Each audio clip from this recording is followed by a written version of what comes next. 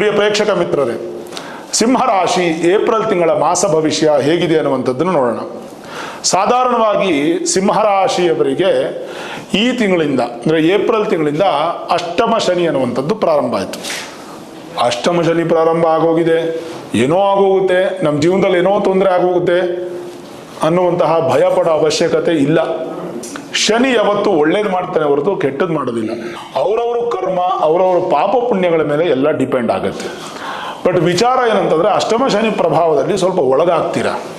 ಅದಕ್ಕೆ ನೀವು ನಿಮ್ಮ ಮೂಲ ಜಾತಕವನ್ನು ಒಮ್ಮೆ ನುರಿತ ಜ್ಯೋತಿಷ್ಯರಿಗೆ ತೋರಿಸ್ಕೊಂಡು ಶನಿ ನಿಮ್ಮ ಮೂಲ ಜಾತಕದಲ್ಲಿ ಯಾವ ಸ್ಥಾನದಲ್ಲಿದ್ದಾರೆ, ಬಲಿಷ್ಠವಾಗಿದ್ದಾರಾ ಬಲಹೀನವಾಗಿದ್ದಾರಾ. ಬಲಿಷ್ಠವಾಗಿದ್ದರೆ ನೀವೇನು ಭಯ ಪಡೋ ಅವಶ್ಯಕತೆ ಇಲ್ಲ, ಸೂಪರ್ ಆಗಿರ್ತೀರ.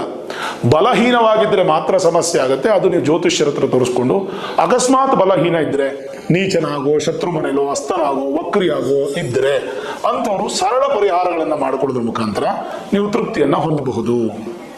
ಬಟ್ ಆದ್ರೂ ಈಗ ಶನಿ ಬದಲಾವಣೆ ಆಯ್ತು, ಅಷ್ಟಮ ಶನಿ ಪ್ರಭಾವ. ಸರಿ, ಹೇಗಿದೆ ನಿಮ್ಗೇನಾದ್ರೂ ಏಪ್ರಿಲ್ ತಿಂಗಳಿಂದ ಸಮಸ್ಯೆಗಳಾಗತ್ತಾ ಅಂತಂದ್ರೆ ನೋಡಿ, ನಿಮ್ಮ ರಾಶಿಯಿಂದ ಅಷ್ಟಮ ಸ್ಥಾನದಲ್ಲಿ ಪಂಚಗ್ರಹ ಕೂಟ ಇದೆ. 5 ಗ್ರಹಗಳ ಸೇರುವಿಕೆ ಒಂದು ಜಾಗದಲ್ಲಾಗಿದೆ. ಸೂರ್ಯ, ಶನಿ, ಬುಧ, ಶುಕ್ರ, ರಾಹು 5 ಗ್ರಹಗಳು ಒಂದೇ ಮನೆಯಲ್ಲಿದೆ. ಹಾಗೆ 10ನೇ ಮನೆಯಲ್ಲಿ ಗುರು, 12ನೇ ಮನೆಯಲ್ಲಿ ಕುಜ, 2ನೇ ಮನೆಯಲ್ಲಿ ಕೇತು. ಇದು ಗ್ರಹ ಸ್ಥಿತಿಗಳ ಒಂದು ಸ್ಥಾನ. ಕುಜ ನಿಮಗೆ ಏಪ್ರಿಲ್ 2ನೇ ತಾರೀಕು ಬದಲಾವಣೆ ಆಗಿ ಲಾಭ ಸ್ಥಾನದಿಂದ ನಷ್ಟ ಸ್ಥಾನಕ್ಕೆ ಬರ್ತಾರೆ. ಒಂದು ಹಂತಕ್ಕೆ ಕೇಳಬೇಕಂದ್ರೆ ಏಪ್ರಿಲ್ ತಿಂಗಳು ಸ್ವಲ್ಪ ಅಷ್ಟೊಂದೇನು ಉತ್ತಮವಾಗಿಲ್ಲ ಸಿಂಹರಾಶಿಯವರಿಗೆ. ಈ ಒಂದು ತಿಂಗಳು ಬ್ಯಾಲೆನ್ಸ್ ಮಾಡಿ. ಬರೋ ತಿಂಗಳಿಂದ ಸಿಂಹರಾಶಿಯವರಿಗೆ ಗುರುಬಲ ಬಂದು ಬಿಡುತ್ತೆ. ಈ ಒಂದು ತಿಂಗಳು ಮಾತ್ರ ಸ್ವಲ್ಪ ಎಚ್ಚರಿಕೆ ವಹಿಸ್ತಕ್ಕಂಥದ್ದು ಒಳ್ಳೆಯದು. ನಾನಾಯಿತು, ನನ್ನ ಕೆಲಸ ಆಯಿತು, ನನ್ನ ಮನೆ ಆಯಿತು, ಊಟ, ನಿದ್ರೆ ಕೇರಿ ಯಾವುದೇ ಹೊಸ ಕೆಲಸಗಳನ್ನು ಮಾಡಕ್ಕೆ ಹೋಗ್ಬೇಡಿ. ಯಾವುದೇ ಪ್ರಯತ್ನಗಳನ್ನು ಶುರು ಮಾಡ್ಲಿಕ್ಕೆ ಹೋಗ್ಬೇಡಿ. ಸಾಧ್ಯವಾದಷ್ಟು ಬ್ಯಾಲೆನ್ಸ್ಡ್ ಆಗಿರಿ. ನಿಮ್ಮ ಕೆಲಸ ಆಯಿತು, ನಿಮ್ಮ ಮನೆ ಆಯಿತು ಅನ್ನುವಂಥದ್ದೇ ನಿಮಗೆ ಉತ್ತಮ. ಕೆಟ್ಟದ್ದು ಆಗ್ಬಿಡುತ್ತೆ ಅಂತ ನಾನು ಹೇಳ್ತಿಲ್ಲ, ಎಚ್ಚರಿಕೆ ವಹಿಸೋಣ ಅಂತ ನಾನು ಹೇಳ್ತಾ ಇದ್ದೀನಿ. ಸರಿ, ಹಾಗಾದ್ರೆ ಈ ಪಂಚಗ್ರಹ ಕೂಟ, ಆಮೇಲೆ ವ್ಯಯಸ್ಥಾನದಲ್ಲಿ ಕುಜ, ಕುಟುಂಬ ಸ್ಥಾನದಲ್ಲಿ ಕೇತು, ಇದೆಲ್ಲ ಇರೋದ್ರಿಂದ ಏನು ಸಮಸ್ಯೆಗಳು ಬರ್ಬೋದು? ಮಕ್ಕಳಿಂದ ಸ್ವಲ್ಪ ಮನಸ್ಸಿಗೆ ಬೇಸರ ಆಗುವಂಥ ಸಾಧ್ಯತೆಗಳು, ಮತ್ತೆ ಮನಸ್ಸಿಗೆ ಅಶಾಂತಿ ದೊರೆಯುವಂಥ ಸಾಧ್ಯತೆಗಳು ಜಾಸ್ತಿ ಇರುತ್ತೆ. ಸ್ವಲ್ಪ ಕುಟುಂಬದಲ್ಲಿ ವ್ಯಾಜ್ಯಗಳಾಗುವಂಥದ್ದು, ಬಂಧು ಮಿತ್ರರು ಸುಖ ಸುಮ್ಮನೆ ನಿಮ್ಮ ಬಗ್ಗೆ ಅಪಪ್ರಚಾರ ಮಾಡುವಂಥದ್ದು, ಬೆಲೆ ಬಾಳುವ ವಸ್ತುಗಳನ್ನು ಕಳೆದುಕೊಳ್ಳುವಂಥದ್ದು, ಇವೆಲ್ಲ ಸಾಧ್ಯತೆಗಳು ಜಾಸ್ತಿ ಇರುತ್ತೆ. ಹಾಗಂತೆಲ್ಲ ಕಟ್ಟಿದ್ದೆ ಅಲ್ವಾ, ಒಳ್ಳೆಯದೂ ಇದೆ. ಸಂತಾನ ಅಪೇಕ್ಷಿತ ದಂಪತಿಗಳಿಗೆ ಈ ತಿಂಗಳು ಶುಭ ಫಲ. ಸ್ವಲ್ಪ ಅಭಿವೃದ್ಧಿಯನ್ನು ಕಾಣ್ತೀರಾ. ಒಂದು ಸ್ವಲ್ಪ ಸಾಲಗಳನ್ನು ತೀರಿಸ್ತೀರಾ.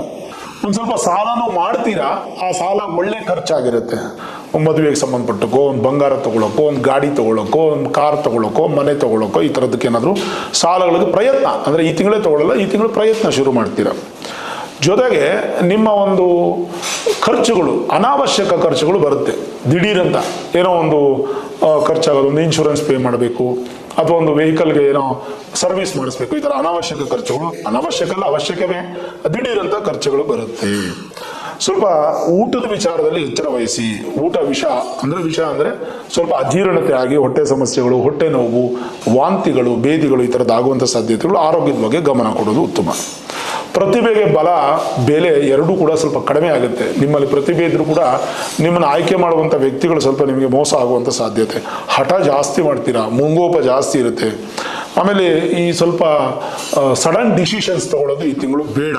ಒಂದು ತಿಂಗಳು ವೆಯ್ಟ್ ಮಾಡಿ, ಗುರುಬಲ ಬಂದು ಬಿಡುತ್ತೆ, ಏನು ಭಯ ಪಡೋ ಅವಶ್ಯಕತೆ ಇಲ್ಲ.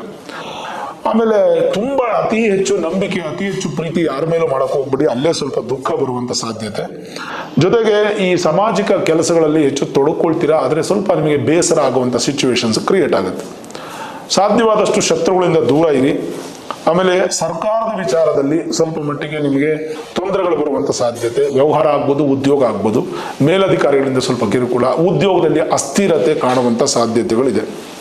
ಸ್ವಲ್ಪ ಕ್ರೂರ ಸ್ವಭಾವ, ಕೋಪ ಜಾಸ್ತಿ ಬರುವಂಥದ್ದು, ಎಲ್ಲರ ಮೇಲೂ ಹಠ ಸಾಧಿಸೋದು, ಬೈಯೋದು, ಈ ಥರದ್ದೆಲ್ಲ ಜಾಸ್ತಿ ಆಗುತ್ತೆ. ಕೆಟ್ಟ ಅಭ್ಯಾಸಗಳು, ದುರಭ್ಯಾಸಗಳಾಗುವಂಥ ಸಾಧ್ಯತೆ. ಹುಷಾರಾಗಿರ್ತಕ್ಕಂಥದ್ದು ಒಳ್ಳೆಯದು. ನಿಮ್ಮ ಬುದ್ಧಿ ಸ್ವಲ್ಪ ವಿಕಲತೆ ಆಗುತ್ತೆ, ವಿಚಲತೆ ಆಗುತ್ತೆ, ಸ್ವಲ್ಪ ಬದಲಾವಣೆ ಆಗುತ್ತೆ. ಸ್ವಲ್ಪ ಬುದ್ಧಿ ಬದಲಾವಣೆ ಆಗದೆ ಇದ್ದಂಗೆ ನೋಡ್ಕೊಳ್ಳೋದು ಭಾಳ ಉತ್ತಮ. ಇನ್ನು ನೀವೆಷ್ಟು ಸತ್ಯವಂತರಾಗಿದ್ರು ಕೂಡ ನಿಮ್ಮ ಮೇಲೆ ಆಪಾದನೆ ಬರುತ್ತೆ. ಅದನ್ನೆಲ್ಲ ನನ್ನ ಟೈಮ್ ಚೆನ್ನಾಗಿಲ್ಲ ಅಂತ ಬ್ಯಾಲೆನ್ಸ್ ಮಾಡ್ಕೋಬೇಕು. ದುಃಖ ಕಷ್ಟ ಯಾರಿಗೂ ಬರಲ್ಲ, ಬಂದರೂ ಧೈರ್ಯವಾಗಿ ಅದನ್ನು ನಿಲ್ಲಿಸ್ಬೇಕು.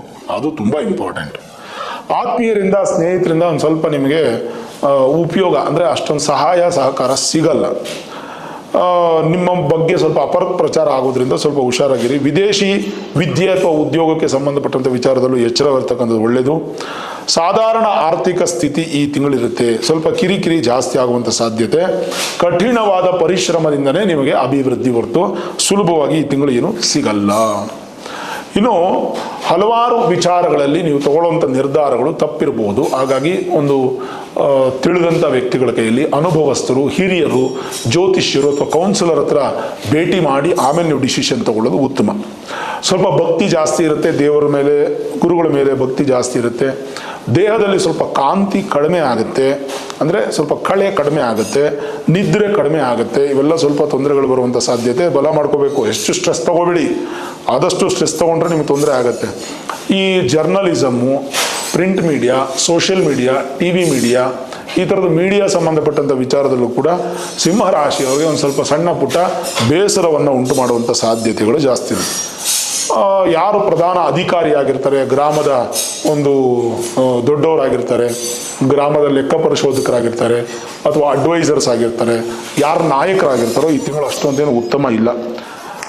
ಕ್ರಿಯಾಶೀಲತೆಯಲ್ಲಿ ನಿಮಗೆ ಒಂದು ಸ್ವಲ್ಪ ಅಡಚಣೆಗಳು ಉಂಟಾಗುತ್ತೆ. ಕಲುಷಿತ ಆಹಾರ ತಿಂದು ಸ್ವಲ್ಪ ಆರೋಗ್ಯ ಕೆಡಿಸ್ಕೊಳ್ಳುವಂಥ ಸಾಧ್ಯತೆ. ಪಿತ್ರಾರ್ಜಿತ ಆಸ್ತಿ ವಿಚಾರದಲ್ಲಿ ಸ್ವಲ್ಪ ವ್ಯಾಜ್ಯ, ಷೇರು ವ್ಯವಹಾರದಲ್ಲಿ ತೊಂದರೆ, ಕುಟುಂಬದಲ್ಲಿ ಸ್ವಲ್ಪ ಸಣ್ಣ ಪುಟ್ಟ ವ್ಯಾಜ್ಯಗಳು ಬರುತ್ತೆ. ದೇವಾಲಯ ದರ್ಶನಗಳನ್ನು ಹೆಚ್ಚು ಮಾಡುವಂಥದ್ದು ಬಹಳ ಒಳ್ಳೆಯದು. ಸಾಧ್ಯವಾದಷ್ಟು ಸಿಂಹ ರಾಶಿಯವರು ಈ ತಿಂಗಳು ನೀವು ಯಾವ ಪರಿಹಾರವನ್ನು ಮಾಡ್ಕೋಬೇಕು ಅಂತಂದರೆ, ಖಂಡಿತವಾಗಲೂ ಕಾಲಭೈರವನ ಆರಾಧನೆ ಮಾಡಬೇಕು. ಕಾಲಭೈರವನ ಆರಾಧನೆ ಮಾಡೋದ್ರಿಂದ ನಿಮಗೆ ಶತ್ರುಗಳಿಂದ ಆಗಲಿ ಅಥವಾ ಯಾರಿಂದ ಆಗಲಿ ನಿಮಗೆ ತೊಂದರೆ ಆಗೋದು ನಿಲ್ಲುತ್ತೆ. ನಮಗೆ ನಿಂತರೆ ಸಾಕು, ಫಲ ಸಿಕ್ಕಲಿಲ್ಲ ಅಂದ್ರೂ ಪರವಾಗಿಲ್ಲ. ಅದು ತುಂಬ ಇಂಪಾರ್ಟೆಂಟು. ಕಾಲಭೈರವನ ಆರಾಧನೆ ಮಾಡಿ. ಸ್ವಯಾರ್ಜಿತ ಸಂಪತ್ತು ಮೇಲೆ ಆಸೆ ಪಡಿ, ಬೇರೆ ಯಾವುದೂ ಕೂಡ ಸಂಪತ್ತು ನಿಮಗೆ ಇಮಿಡಿಯೇಟಾಗಿ ಬರಲ್ಲ.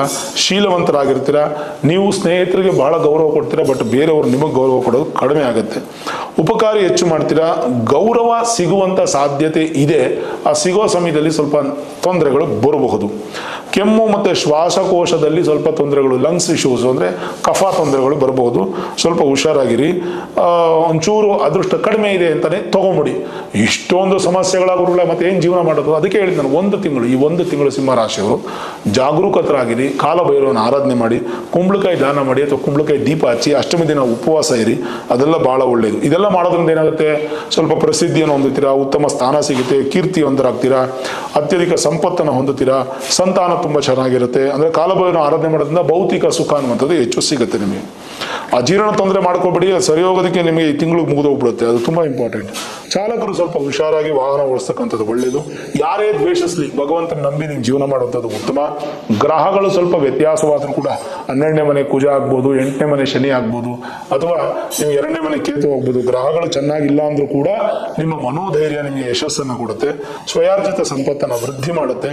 ಸ್ನೇಹಿತರು ನಿಮಗೆ ತೊಂದರೆಗಳು ಮಾಡಿದ್ರು ಕೂಡ, ಅಕಸ್ಮಾತ್ ಮಾಡಿದ್ರು ಕೂಡ ಅದು ನನ್ನ ಟೈಮ್ ಚೆನ್ನಾಗಿಲ್ಲ ಅನ್ನುವಂಥದ್ದು. ಮನೆಯಲ್ಲೇ ಗಂಡ ಹೆಂಡತಿ ಬಗ್ಗೆ ವಿರಸ ಆಗೋದು, ತಂದೆ ಮಗನ ಬಗ್ಗೆ ವಿರಸ ಆಗೋದು, ತಾಯಿ ಮಗಳ ಬಗ್ಗೆ ತೊಂದರೆ ಆಗೋದು, ಈ ಥರದ್ದೆಲ್ಲ ಆಗ್ತಾ ಇರೋದೆಲ್ಲ ಬ್ಯಾಲೆನ್ಸ್ ಮಾಡ್ಕೋಬೇಕು. ಅದು ತುಂಬ ಇಂಪಾರ್ಟೆಂಟು. ಸದಾ ಮುಗುಳ್ನಗೆ ಇರಿ, ಸದಾ ಸಂತೋಷವನ್ನು ಪಡ್ತಾ ಇರಿ. ವಿದ್ಯೆಗಂತೂ ತೊಂದರೆ ಇಲ್ಲ, ವಿವೇಕಿಗಳಾಗ್ತೀರಾ, ಪ್ರಾಜ್ಞರಾಗ್ತೀರಾ, ವಿದ್ಯಾವಂತರಾಗ್ತೀರಾ, ಅದರಲ್ಲೆಲ್ಲೂ ತೊಂದರೆ ಇಲ್ಲ. ವಿದ್ಯಾಭ್ಯಾಸದಲ್ಲಿ, ವ್ಯಾಪಾರದಲ್ಲೂ ಸ್ವಲ್ಪ ಅಡಚಣೆ, ಸ್ವಲ್ಪ ಮೋಸ ಹೋಗುವಂಥ ಸಾಧ್ಯತೆ. ಉದ್ಯೋಗದಲ್ಲಿ ಸ್ಥಿರತ್ವ ಕಂಡ್ಕೋಬೇಕು ನೀವು. ಏನೇ ಆಗಲಿ ನಿಮ್ಮ ಪಾಡ್, ನಿಮ್ಮ ಕೆಲಸ ನೀವಾಯಿತು, ನಿಮ್ಮ ಮನೆ ಆಯಿತು, ನಿಮ್ಮ ನಿದ್ರೆ ಆಯಿತು, ನಿಮ್ಮ ಊಟ ಆಯಿತು, ಅಷ್ಟೇ ಬಿಟ್ಟರೆ ಏನೋ ಈ ತಿಂಗಳು ಯಾವುದೋ ಹೊಸದಾಗಿ ಏನೂ ಮಾಡೋದು ಬೇಡ. ಅದು ತುಂಬ ಇಂಪಾರ್ಟೆಂಟು. ಕೋರ್ಟ್ ಕಚೇರಿ ವಿಚಾರಗಳಲ್ಲೂ ಯಶಸ್ಸು ಇಲ್ಲ. ಸ್ವಲ್ಪ ಕಾರ್ಯಕ್ಷೇತ್ರದಲ್ಲಿ ನೀವು ಮಾಡುವಂಥ ಕೆಲಸದ ಜಾಗದಲ್ಲಿ ಸ್ವಲ್ಪ ಹುಷಾರಾಗಿರ್ತಕ್ಕಂಥದ್ದು ಒಳ್ಳೆಯದು. ಆಮೇಲೆ ಎಲ್ಲಾದರೂ ಮಕ್ಕಳನ್ನ ಕಳಿಸ್ಬೇಕು, ವಿದೇಶ ಕಳಿಸ್ಬೇಕು ಅಥವಾ ಬೇರೆ ರಾಜ್ಯಕ್ಕೆ ಕಳಿಸ್ಬೇಕು, ಹಾಸ್ಟೆಲ್ ಕಳಿಸ್ಬೇಕು, ಇದರಿದ್ದಾಗ ಸ್ವಲ್ಪ ಮಟ್ಟಿಗೆ ತೀರಾ ಕುಲಂಕುಷವಾಗಿ ಯೋಚನೆ ಮಾಡಿ ನಿರ್ಧಾರಗಳನ್ನು ತೆಗೆದುಕೊಳ್ತಕ್ಕಂಥದ್ದು ಉತ್ತಮ. ಇನ್ನು ಪಾಸಿಟಿವ್ ಏನಪ್ಪ ಅಂದರೆ, ಸ್ವಲ್ಪ ಈ ಕೇಂದ್ರ ಸ್ಥಾನಗಳು ಬಲ ಆಗೋದ್ರಿಂದ ಒಂದು ಸ್ವಲ್ಪ ಉತ್ತಮವಾದ ಫಲ ಅನ್ನುವಂಥ ಸಿಗುತ್ತೆ. ಜನ್ಮದೋಷಗಳೇನಾದರೂ ಇದ್ರೆ ಮೂಲ ಜಾತಕದಲ್ಲಿ ನೋಡಿ ಪರಿಹಾರ ಮಾಡ್ಕೊಳ್ಳುವಂಥದ್ದು ಉತ್ತಮ. ಅಚ್ಚರಿಯಾಗಿ ಕೆಲವೊಂದು ಬದಲಾವಣೆಯಾಗಿ ಪಾಸಿಟಿವ್ ಆಗುತ್ತೆ. ಅಂದರೆ ನೀವು ಅಂದ್ಕೊಂಡೇ ಇರಲ್ಲ ಅಂಥದ್ದು ಪಾಸಿಟಿವ್ ಆಗುವಂಥ ಸಾಧ್ಯತೆ ಇರುತ್ತೆ. ಕೆಲವೊಮ್ಮೆ ಶನಿ ಅಷ್ಟಮದಲ್ಲಿದ್ದರೂ ಕೂಡ ಉತ್ತಮ ಫಲ ಕೊಡುವಂಥ ನಿದರ್ಶನಗಳು ನಾವು ಕಂಡಿದ್ದೀವಿ. ಹಾಗಾಗಿ ಏನು ಚಿಂತೆ ಮಾಡೋ ಅವಶ್ಯಕತೆ ಇಲ್ಲ. ಸಾಧ್ಯವಾದಷ್ಟು ಶನಿ ಆರಾಧನೆ ಮಾಡುವಂಥದ್ದು ಉತ್ತಮ. ಶನಿ ಆರಾಧನೆ ಜೊತೆಗೆ ಕಾಲಭೈರವನ ಆರಾಧನೆ ಮಾಡುವಂಥದ್ದು ಕೂಡ ಬಹಳ ಉತ್ತಮ. ಆಮೇಲೆ ತಕ್ಷಣ ಫಲ ನಿಮಗೆ ಸಿಗೋದಿಲ್ಲ, ಲೇಟು ನಿಧಾನ ಫಲ ಅನ್ನುವಂಥದ್ದು ಸಿಗುತ್ತೆ. ಬಟ್ ಫಲ ಸಿಗುತ್ತೆ, ಅದರಲ್ಲೇನು ಡೌಟೇ ಇಲ್ಲ, ಭಯ ಪಡೋ ಅವಶ್ಯಕತೆ ಇಲ್ಲ. ಚಿಂತೆ ಮಾಡಬೇಡಿ, ತಲೆಗೆ ಯಾವುದು ಹಾಕ್ಕೊಂಬೇಡಿ. ನೀರಿನ ಗಂಡಾಂತರಗಳು ಅಂದರೆ ನೀರಿಗೆ ಸಂಬಂಧಪಟ್ಟದ್ರಲ್ಲಿ ಹುಷಾರಾಗಿರಿ. ಕೆರೆ, ಬಾವಿ, ಆಮೇಲೆ ಈ ಸಮುದ್ರ ತೀರದಲ್ಲಿರ್ತಕ್ಕಂಥವ್ರು ನೀರಿಗೆ ಸಂಬಂಧಪಟ್ಟದ್ರ ಹುಷಾರಿ. ಹೊಸ ವಸ್ತ್ರಗಳು ಖರೀದಿ ಮಾಡೋದು, ಬಂಗಾರ ಖರೀದಿ ಮಾಡೋದು, ಮನೆಗೆ ಖರೀದಿ ಮಾಡೋದು, ಇದರ ಈ ತಿಂಗಳೆಲ್ಲನೂ ಬ್ಯಾಲೆನ್ಸ್ ಇಟ್ಬಿಟ್ಟು ಬರೋ ತಿಂಗಳು 15ನೇ ತಾರೀಕು ಆದ್ಮೇಲೆ ಗುರುಬಲ ಬಂದ್ಮೇಲೆ ನೀವು ಪ್ಲಾನ್ ಮಾಡೋದು ಉತ್ತಮ. ನಿಮಗೆ ಶೂರತ್ವ ಜಾಸ್ತಿ ಇರುತ್ತೆ, ಧೈರ್ಯ, ಗಟ್ಟಿ ಮನಸ್ಸು ಜಾಸ್ತಿ ಇರುತ್ತೆ. ಏನೇ ಬಂದರೂ ತಡೆಯೋ ಶಕ್ತಿ ಇರುತ್ತೆ. ಅಯ್ಯೋ ಮಳೆ ಬೀಳುತ್ತಾ ನಡೆಯುತ್ತೀನಿ, ಬಿಸಿಲು ಬೀಳುತ್ತಾ ಬಿಸಿಲು ಕಾಯ್ತೀನಿ, ಚಳಿ ಆಗುತ್ತಾ ಚಳಿನ ಅನುಭವಿಸ್ತೀನಿ, ಈ ಥರ ಜಾಢ್ಯ ಅಂತ ಹೇಳ್ತೀವಿ. ಏನು ಬಂದ್ರೂ ಎದುರಿಸಂತ ಶಕ್ತಿ ಇರುತ್ತೆ. ಜೊತೆಗೇನಪ್ಪ ಅಂತಂದ್ರೆ ಸಣ್ಣ ಪುಟ್ಟ ಬದಲಾವಣೆಗಳು ನಿಮ್ಮ ಜೀವನದಲ್ಲಿ ಆಗ್ಬೋದು, ಸ್ಥಾನ ಪಲ್ಲಟಗಳಾಗ್ಬೋದು. ಅದು ಬಿಟ್ಟರೆ ಬೇರೆ ದೊಡ್ಡ ಪ್ರಮಾಣದ ಸಮಸ್ಯೆಗಳನ್ನುವಂಥದ್ದೇನು ಹೆಚ್ಚು ಕಾಣ್ತಾ ಇಲ್ಲ. ಆತ್ಮಸ್ಥೈರ್ಯ ಇದು ನೀವು ಜಾಸ್ತಿ ತುಂಬಿಕೊಳ್ಬೇಕು, ಪ್ರಾಜ್ಞರಾಗಬೇಕು. ಮತ್ತೆ ವಿಶೇಷವಾಗಿ ಏನೇ ಬಂದರೂ ಎದುರಿಸೋ ಶಕ್ತಿಯನ್ನು ನೀವು ರೂಢಿ ಮಾಡ್ಕೋಬೇಕು. ಈ ತಿಂಗಳು ಸಾಧಾರಣ ಫಲ ಇರೋದ್ರಿಂದ ಸಿಂಹರಾಶಿಯವರು ಸಾಧ್ಯವಾದಷ್ಟು ಭಗವಂತನ ಆರಾಧನೆ ಮಾಡೋದು, ಕಾಲಭೈರವನ್ನ ಆರಾಧನೆ ಮಾಡೋದು, ಶನಿ ಪರಮಾತ್ಮನ ಆರಾಧನೆ ಮಾಡೋದು, ಕುಂಬಳಕಾಯಿ ದೀಪವನ್ನು ಹಚ್ಚುವಂಥದ್ದು, ಕುಂಬಳಕಾಯಿನ ದಾನ ಮಾಡುವಂಥದ್ದು, ಅಷ್ಟಮಿ ದಿನ ಉಪವಾಸ ಇರುವಂಥದ್ದು, ಭಗವಂತನ ಒಂದು ಮಂತ್ರಗಳನ್ನು ಕಾಲಭೈರವಾಷ್ಟಕ, ಮಹಾಕಾಲಭೈರವಾಷ್ಟಕ ಎಲ್ಲ ಕೇಳೋದು. ಅದರಿಂದ ನಿಮಗೆ ಈ ತಿಂಗಳು ಬರುವಂತಹ ಸಮಸ್ಯೆಗಳೆಲ್ಲ ದೂರವಾಗಿ ಒಂಥರ ಸುಖ, ಸಂತೋಷ, ನೆಮ್ಮದಿ ಅನ್ನೋದು ಪ್ರಾಪ್ತಿಯಾಗುತ್ತೆ. ಖಂಡಿತ ಪರಿಹಾರಗಳನ್ನ ನಿರ್ಲಕ್ಷ್ಯ ಮಾಡಬೇಡಿ. ನಿಮ್ಮ ಉಳಿತುಗೋಸ್ಕರ ನಾನು ಮಾಡ್ತಾ ಇದ್ದೀನಿ, ಇದು ನಿಮಗೆ ಅಭಿವೃದ್ಧಿ ಆಗುತ್ತೆ. ನೋಡಿದ್ರಲ್ಲ ವೀಕ್ಷಕರೇ, ಶನಿ ಶಾಂತಿ ಬಗ್ಗೆ ತಿಳಿಸ್ತೇನೆ ನಾನು. ಹಾಗೆ ಸಿಂಹರಾಶಿಯವರು ಈ ಮಾಸ ಹೇಗಿದೆ ಅಂತ ತಿಳಿಸ್ತೇನೆ, ಸಾಧಾರಣವಾಗಿದೆ. ಪರಿಹಾರವನ್ನು ತಿಳಿಸಿದ್ದೀನಿ, ಏನೂ ಭಯಪಡೋ ಅವಶ್ಯಕತೆ ಇಲ್ಲ. ಮೂಲ ಜಾತಕವನ್ನು ತೋರಿಸ್ಕೊಂಡು ಪರಿಹಾರ ಮಾಡ್ಕೊಳ್ಳಿ, ಚೆನ್ನಾಗಿರ್ತೀರಾ. ಈ ವಿಡಿಯೋ ಇಷ್ಟ ಆಗಿದ್ರೆ ಲೈಕ್ ಮಾಡಿ, ಶೇರ್ ಮಾಡಿ, ಮುಖ್ಯವಾಗಿ ನಮ್ಮ ಚಾನಲ್ಗೆ ಸಬ್ಸ್ಕ್ರೈಬ್ ಮಾಡಿ, ಬೆಲ್ ಐಕಾನ್ ಅನ್ನು ಪ್ರೆಸ್ ಮಾಡಿ.